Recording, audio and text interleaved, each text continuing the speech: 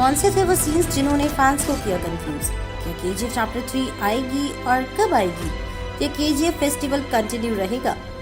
Hello दोस्तों, एक बार फिर से आप सभी का स्वागत है बॉलीग्राज स्टूडियोज में और मैं हूं आपके साथ अनुष्का त्यागी। दोस्तों, केजीएफ चैप्टर 2 के लिए फैंस कितने एक्साइटेड थे ये तो हमें पता चल ही गया है।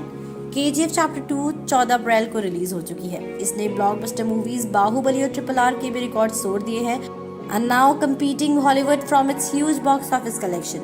केजीएफ के फैंस इसे एक फेस्टिवल की तरह सेलिब्रेट कर रहे हैं और सुनने में आया है कि नेक्स्ट ईयर भी कंटिन्यू रहने वाली है। केजीएफ चैप्टर 1 साल 2018 में रिलीज हुई। मूवी के लीड रोल में कन्नड़ के one of the highest and successful actor Naveen Kumar Gowda, who was better known by his stage name Yash, हमें नजर आए। चैप्टर 1 के रिलीज के बाद फैंस को बड़ी बेसब्री से चैप्टर 2 का इंतजार था, जिसमें वो दोबारा अपने हीरो यानी यश को लीड रोल में देखना चाहते थे। बट केजीएफ चैप्टर 2 देखने के बाद फैंस को काफी कंफ्यूजन हुई है, या यूं कहें कि मूवी के डायरेक्टर्स ही शायद फैंस को क्लियर हिंट देना चाहते थे अबाउट द केजीएफ चैप्टर 3। शायद केजीएफ पार्ट 2 के जरिए movie director Prashanth Neel fans को केजीएफ 3 के लिए तैयार करना चाहते थे। केजीएफ चैप्टर 2 में अधीरा के नए कैरेक्टर को इंट्रोड्यूस किया गया है। इस कैरेक्टर को प्ले संजय दत्त ने किया है। रवीना टंडन भी हमें लीड रोल में दिखी, जिसमें वो पीएम का रोल प्ले करती हुई नजर आई है। मूवी में अधीरा की रॉकी से दुश्मनी को ही हाईलाइट किया गया है। पूरी मूवी इसी के अराउंड रिवॉल्व करती है। कई फैंस को एंडिंग की मिस्ट्री समझ ही नहीं आई, जिसमें शिप में सोना लाते हुए द बोल्ड रॉकी को यूं इतनी आसानी से इंडियन नेवी द्वारा मार दिया जाता है। केजीएफ पार्ट 1 में अपने रॉकी भाई की एंट्री बड़ी जबरदस्त तरीके से दिखाई गई थी कि किस तरह से वो केजीएफ में एंट्री लेते हैं और उसे बहुत बड़ा बना देती है। रॉकी के कैरेक्टर को इतना बड़ा करने के बाद हमें दिखाया जाता है कि इंडियन नेवी रॉकी भाई को खत्म कर देती है। नहीं, बिल्कुल नहीं, ये बात कुछ हजम नहीं होती। केजीएफ चैप्टर 3 डेफिनेटली आएगी, ये तो हमें केजीएफ के पार्ट 2 ने ही पहली पोस्ट क्रेडिट सीन के तौर पर बता दिया है।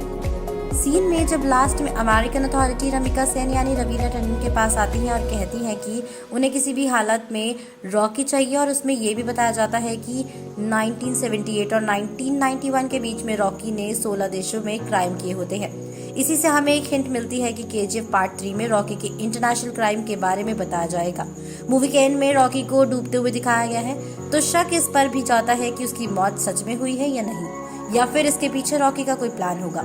इन सभी सीन्स ने फैंस को एक नई उम्मीद में छोड़ दिया है कि केजीएफ के चैप्टर 3 में उन्हें और ट्विस्ट देखने को मिलेंगे।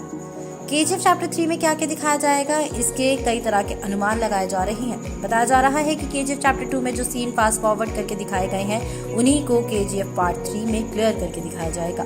जिस तरह केजीएफ के पार्ट 2 में दिखाया गया है कि इंडियन अथॉरिटीज रॉकी के पीछे पड़ जाती है, पार्ट 3 में अमेरिकन अथॉरिटीज भी उसके पीछे होंगी। चैप्टर 2 में रॉकी के कुछ इंटरनेशनल क्राइम्स के बारे में पता चले। शायद केजीएफ पार्ट 3 रॉकी की इसी जर्नी पर बेस्ड हो।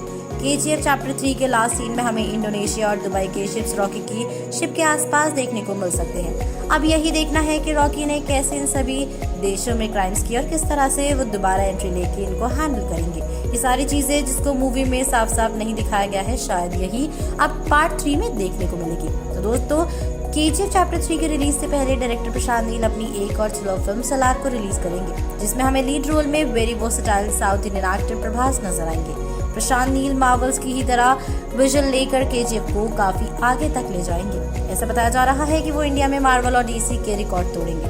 सलार मूवी और केजीएफ पार्ट 2 में कुछ तो कनेक्शन देखने को मिल सकता है। इसी तरह से पार्ट 4 में भी हमें इसी तरह के कंटिन्यूएशन देखने को मिलेंगे। तो इसी एक्साइटमेंट के साथ दोस्तों, केजीएफ चैप्टर 3 की और अपडेट्स हम आप तक पहुंचाते रहेंगे। बने रहिए हमारे साथ और देखते रहिए बॉलीग्राज स्टूडियो।